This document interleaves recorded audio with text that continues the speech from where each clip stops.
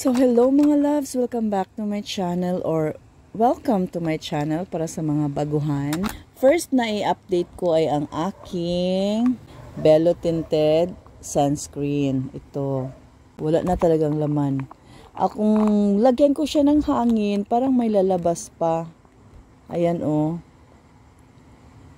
Yan, parang may lalabas pa siya. Gagamitin ko pa rin ito hanggang sa July 31 kasi mag-expire naman ito ngayong July 2024. Mag-roll in ako ng bagong sunscreen. Fairy Skin Premium Brightening Sunscreen.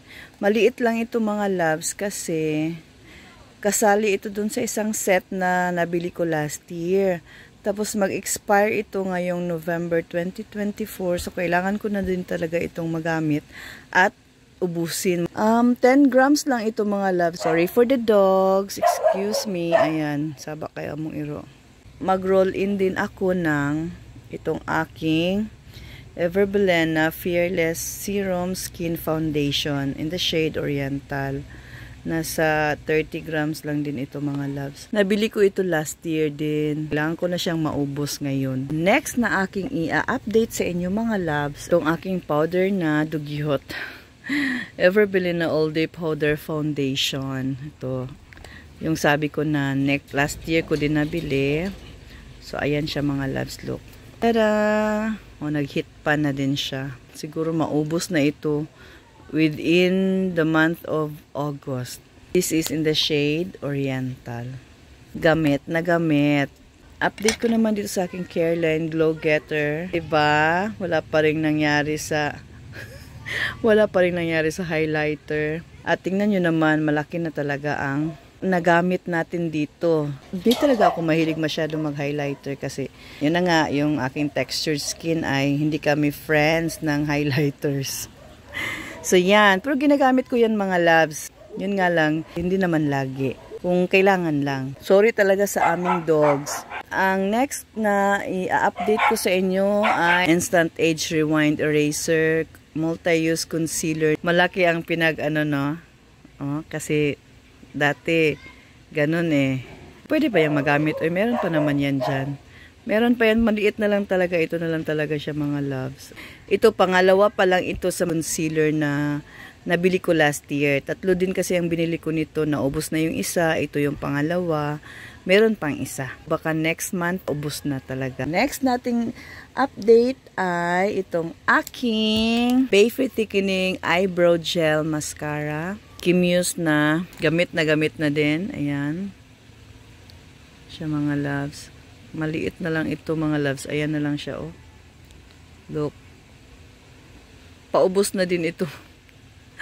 Paubos na din mga loves kasi everyday wala na yan oh. Hindi na nga siya everyday kasi ginagamit talaga. Ganyan na lang siya. Tinutulak ko na lang yan para makasulod siya balik na. Tapos yung isa naman medyo meron pa naman yung ito. Meron pa naman ito. Medyo malaki-laki pa to. Baka by first week of August na din ako mag-roll in ng mga eyebrow pencil natin or basta something na gamit sa brows. Pero ito mga loves, meron pa siyang laman. Kaya pa ito hanggang matapos ang August siguro. Yun. Mga loves, mag-roll in ako ng aking lip product. Itong pinaka-favorite kong dugyot na din na Maybelline, the powder matte in the shade Touch of Nude. Ayan. Tingnan nyo naman mga loves. Oh. Yan na lang siya kalaki. So, gamit ko na yan. Ayan, oh. Favorite ko talaga ito since 2017 ba yun? 2016. Ito na yung gamit ko mga loves. Itong shade na ito, Touch of Nude. Kasi hindi naman ako maputi. Maganda siya sa lips. Maganda siya talaga.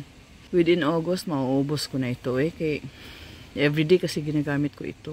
Meron din akong bagong i-roll in mga loves na Dazzle Me Get a Grip Dewy Fix Makeup Setting Spray.